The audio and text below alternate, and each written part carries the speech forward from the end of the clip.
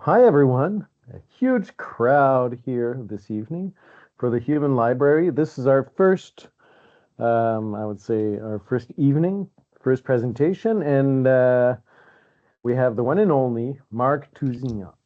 Yes, Marc, English teacher at the cegep de Sherbrooke, one of my colleagues for a while now because we're getting old. Marc older. And I approached Marc with his passion for traveling because Marc has been traveling for a while, and we know at the department that once in a while we don't see Marc for a whole semester because Marc, well, he's living these incredible experiences, and I thought that he's doing this because he has a purpose, and I think this is something he should share with the students and the general public. So, hi, Marc. Hi everyone. Let's So start. I'll let Mark present what he's prepared. A great presentation. And in the end, if people have questions or want to discuss, please don't hesitate. This whole conversation, not the conversation, but the presentation will be recorded and available for people afterwards on the website. So without further ado, Marc Tousignant. Thank you. So let's start. Ibu-ibu, bapa-bapa, selamat datang. Or should I say, dearest gentle readers, or should I say, dearest gentle viewers? Okay, this is not about vacations. It's about using travel to figure out who you are. Yes, so it might a little bit change what you had in mind first. But first of all, before we start, I have to mention that today, yes, today, is the Chinese New Year, the year of the horse. And it's funny because most of the people in Canada have no clue what's happening. But if you go to Asia, everything has stopped for a few days to celebrate the year. And I wanted to show you something here. Last year, I was there with my two youngest sons, and we had the chance to celebrate the Chinese New Year in Malaysia. It was the year of the snake. I don't know if you can see it on the t-shirts of the boys, but you could see the year of the snake. And of course, there's always that dragon dance, always and everywhere, with the red. And it has to be red, like me, like what I'm wearing right now. Okay, now let's get back to the subject, go to the topic. Let me ask you one question. How to start, okay? Why do people travel and why do you travel? Think about it. Yes, most of the time it's to escape, it's to have fun, it's for the food or beautiful pictures that you would share in Instagram, right? Yes,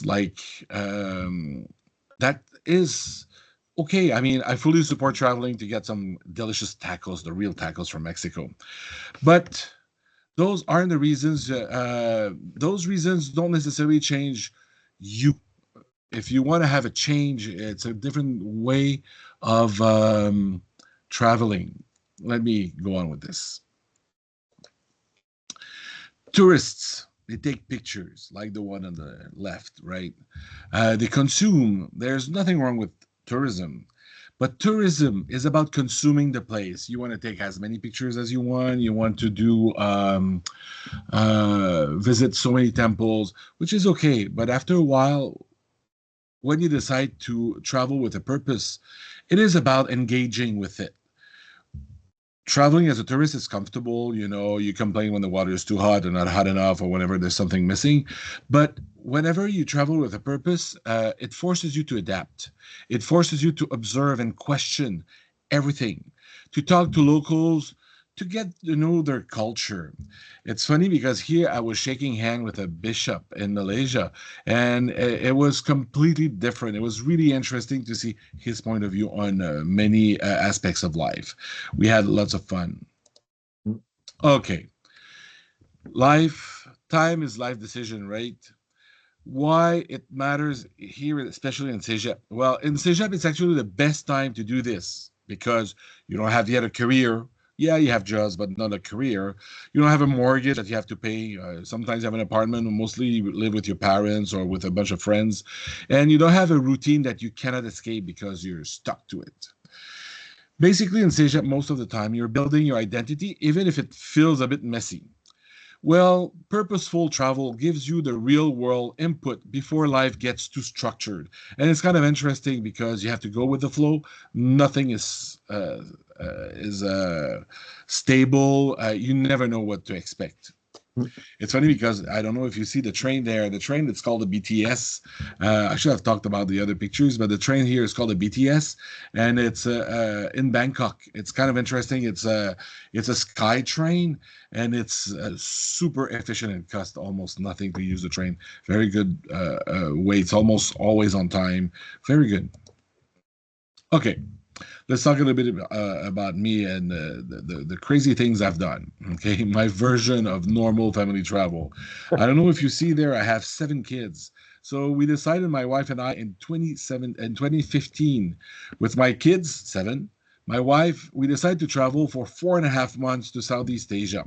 So basically, we're started in Indonesia because I had lived there for a while in when I was very young, way before you were born, and I wanted to show my Indonesian family to my family. So we got to Jakarta, but now imagine going through all the airports and filling out all the visas on arrivals. That is crazy because each person is about 10 minutes times 9. Oh, that was a lot of work. Always counting everyone to see if we had forgotten someone somewhere. We always count people like 1, 2, 3. Okay, 3 girls, 4 boys, and so on and so forth. Okay, and then when you have a chance, ask me about my time at the Shanghai airport when the authorities decided that they had to interview Fred. Fred, my son, who at that time was 11 years old, they took him apart and they had to interview him in Chinese. You could see his face, the fear in his face. But I'm not going to talk about that here. But later on, if you want, just ask me about that. Okay, what happens when you travel like that? Okay, the comfort disappears. Look at the picture. I took that picture in Bali. You see Benoit in the back. Um, look, I often saw 4 people on a scooter, but 6 people on a scooter with a big smile like that. They're all wearing flip flops. I thought it was amazing. They were smiling at me, and I asked if I could take a picture. They were super happy to stop the motorcycle, the scooter, to let me take the picture. But it's kind of a shock when you arrive there. So you need to constant adjust. You have to go with the flow because what seems not normal or normal in other countries is completely the opposite. Like I don't know if you have you seen their helmets. Nobody's wearing a helmet, okay, but that's part of life, in Bali. That was taken in Bali, okay. And when you look at them, 6 on the camera, smiling for the camera, you get used to getting lost, to trying unfamiliar food, and you get cultural surprises like this one. Just saying. Now, what purposeful travel teaches. When we went there in 2015, we went to Thailand, and in Thailand, we decided to do some volunteer work in a school. It was quite interesting. There are things school tries to teach you, for example, the cegep or elementary school or high school, but travel forces you to live them. Okay, you have the chance to learn, to solve problems fast. You really do, to communicate creatively, to tolerate uncertainty, to become independent, and to understand different ways of living. You learn more than the information, than whatever you get from other people. You learn a perspective. Here, I have to tell you a little anecdote that when last year, when we decided to go to Southeast Asia with my 2 boys, we were going to Malaysia. And in Malaysia, you can have a visa for 3 months, no problem. But the airplane, it was Air Canada, they refused to let us go because we stayed there a little bit more than 3 months.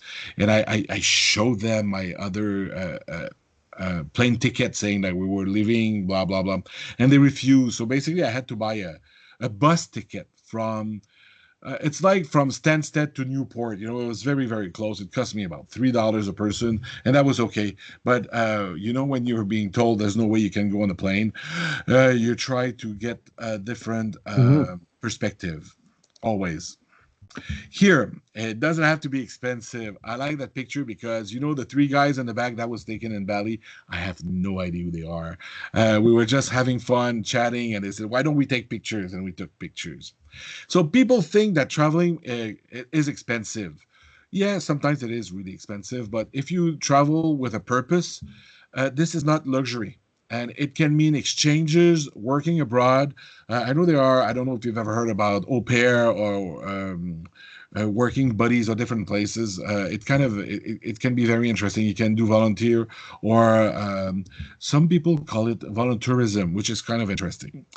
It really is about the intention. What's the goal of your travel? Okay, it's not really the distance. It can be just beside. It doesn't really matter. Most people say, and that's a key question, where should I go?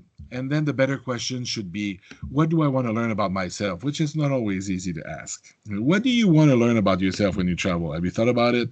Take 20 seconds.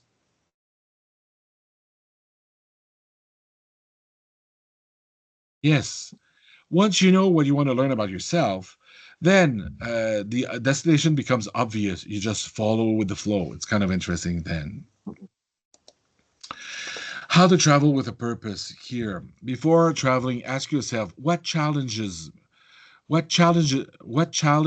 I willing to try this time? Okay, what am I curious about?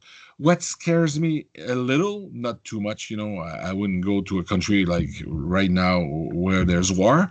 I don't think it would be good for me. And what skills do I want to build? That turns travel into growth instead of entertainment, and really it changes you. For example, like right now I'm wearing red. I was telling you about the Chinese New Year. Most of us don't even know there's a Chinese New Year, where in other countries it is so big. And what you bring back, of course, you bring back souvenirs or T-shirts or whatever. Of course, we always bring back that. But some elements of yourself that you bring back are way more confidence, adaptability, clearer values, and better questions about your future, which is not always easy, and it helps in the long run. And those stay with you way much longer than just a T-shirt. Although some of the T-shirts are really nice, I can say. My final thought, it's almost the end, so stay with me if you want to, okay? I like that because in the back of a taxi, it was written, "Don't need health therapy, I just need to go to Bali." And I thought it was amazing to see that on Bali, okay? So you don't travel to escape life, you travel to build one, which is completely a different way of seeing it. The goal isn't just to see the world, it's to let the world change you. And you'll notice that when you come back, it's funny because I was telling you about the year I spent in Indonesia, and it was with AFS. It was an intercultural program, and it's funny because when they prepare you to leave, they tell you, for example, well, in Indonesia, the ATMs, that's the way they work, and I remember one guy said, a sugar without ants is not a sugar. It's not sugar. There's always a little bit of ants in sugar. And it's funny because ever since I've been to Indonesia, whenever I drink, I never drink the bottom of my whatever I'm drinking, even it can be coffee, beer, or whatever. Okay, never drink the bottom because I got used to always leaving the bottom part of a glass. Because there's always either ants or something in it, or coffee, for example. They just put the coffee without a filter. So you stir it first, and after that you let it drop so you can drink without eating the the mud, as we can say. And I thought it was very interesting because when you leave, they prepare you, but they don't prepare you that when you come back, you're not the same person. It really is a shock to see that you're not the same person. Something else that you can change is something like that. That changed a lot for me because I got a full tattoo in my back, and I know it's gonna be changed forever, but I'm not gonna stay on this too much. Is that So yours? here, yeah, it was me. So here, I would just say thank you. This is a Gong Chi Fak Chai or something like that. I'm not very good, and I just come back to traveling with a purpose. On this, if you have any questions, feel free. If not, thanks for watching. That's it. Mark, no, but I have questions for you. I'll ask Shoot. you one question, but I mean, my first question is, what do you do? Like, if you're spending 3 months in Bali or other countries, I mean, what do you do if your days there? Is it you traveling with a purpose, but what's like your everyday like? The everyday we live with the people around us. Okay, I didn't mention anything about that, but when we were in Bali, it was the new year of the Balinese New Year. Okay, which is completely Yeah. different. It's a different calendar, everything. So basically, for 2 weeks, people were building structures. They were building statues. They were building everything to prepare for the new year. So during that time, we help with them. Most of the time, is discussion. We talk with them. But when we went to Bali, our purpose was to have a surfing camp. So with the boys, there were 3 weeks that was surf only surf when the waves allowed it. Sometimes there were no waves, and sometimes the waves were way too big for the surf. So, Okay. but our goal in Bali was to surf. Oh, When we went to Thailand, for example, it was completely different. It was to look for a job for my daughter because she's an osteopath, and she said I would like to go to Thailand to see if I can open a clinic in Thailand. So we helped wow. her with that to realize that Thailand would not be a good place for an osteopath because Okay. I don't know if you've ever had a Thai massage. Most of the Thai massage they hurt. And the way they most of the Thai people think it's if it doesn't hurt, it didn't work. And as an osteopath, you don't want to hurt people. So So that's then why you she, go out of business. yeah, exactly. They want to hurt. Although we found 2 or 3 places, it could be interesting for the tourists who live there, the expats. There are many, many people who live there. And Jeanne could have worked as an osteopath for tourists. The fact that she Okay. speaks 2 languages, it would have been good. Yes, but we always have a goal, you know. Okay. And sometimes the goal, for example, when we arrive in Malaysia, for example, we know it's 12 hours difference, and it's kind of complicated, you know, to the jet lag.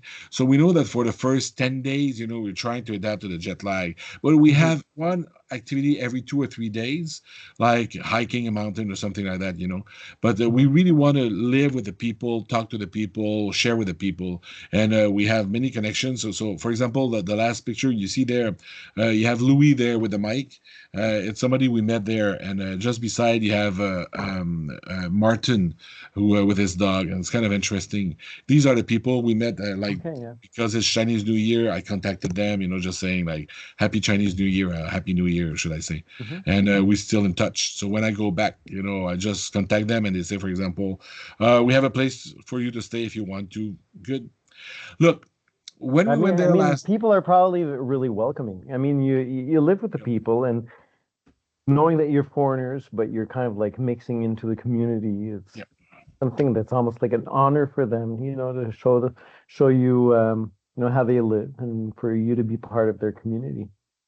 when we went there last winter, we went to Malaysia, Thailand, Malaysia, Bali. Okay, so we went to Malaysia 2 times. Okay, and Hmm. the first time when we rented a car in Malaysia, you know, I had to sign forms and everything, which is okay. But the second time, I contacted with WhatsApp the car rental lady, and I said, "Look, I need a car. Can you give it to me at the airport?" So basically, the car was at the airport. I took the car. I did all my things, you know, and at the end, I just said, "You know, I'm leaving. I'm gonna leave the car at the airport." She said, "No problem. There's gonna be a little extra fee because we need like somebody to go get the car." No problem. Well, we're talking about like $5 or $10, you know, very cheap.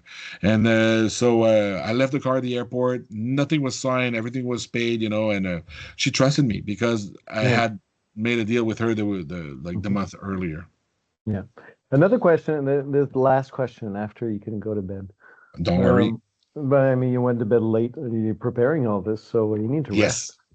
No. The question is, especially, and I think this is going to be, I mean, it's a very loaded question, but we hear a lot about, especially today, there's kind of like this bad vibe concerning immigration, Mhm. and there's this notion that people they just don't know people from elsewhere, and people don't necessarily want to know more about, would you say this is more something that pertains to people who haven't traveled or haven't lived this experience of getting to know other people in other parts of the world? Of course. um, they should travel more, right? Of course, because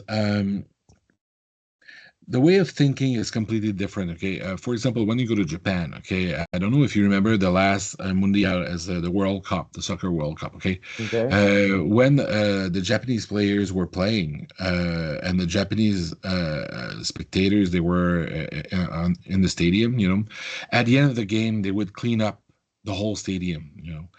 So if you go to Japan, you expect the things to be clean, and you expect them to clean. So you will not ask a Japanese person, for example, to clean for you. Like, of course they will clean. It's kind of taken for granted. Okay. Yeah. Um, I'm going completely the opposite way around. When you drive in Bali, it's kind of funny because people don't drive fast because the roads. It's impossible to drive fast because the roads they go like they're serpentines, and it's impossible. But when you drive for the people in front of you. You don't care about the people behind you. You take care of the people in front of you. So if people crosses you or whatever, you're in charge of being careful to the people in front. The Okay. people in the back, they will be in charge of you. And you Hmm. notice that the few accidents that they have in Bali, it's always tourists because they don't understand the way of driving. The people say, "Well, you've just cut me" or whatever.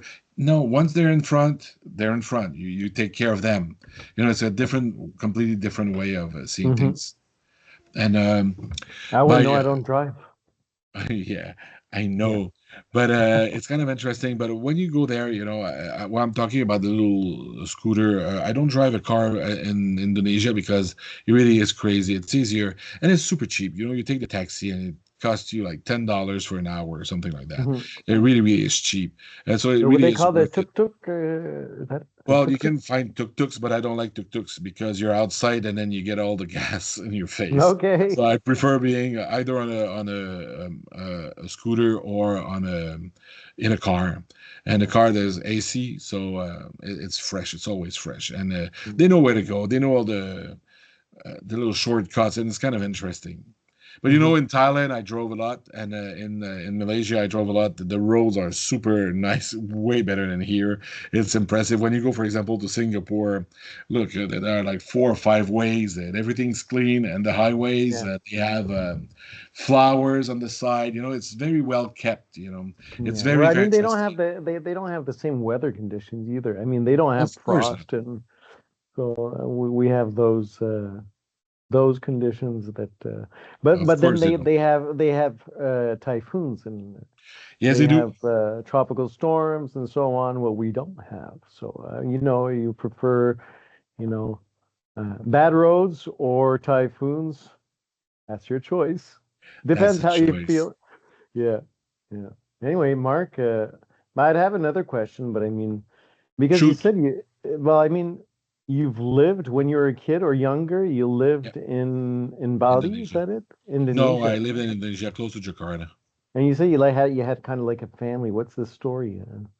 It's a program. It's a student exchange program. So basically, you pay the NGO, and they find Okay. you a place to live. So I arrived in Jakarta, and we had like kind of a camp telling us what to do, what not to do in Indonesia.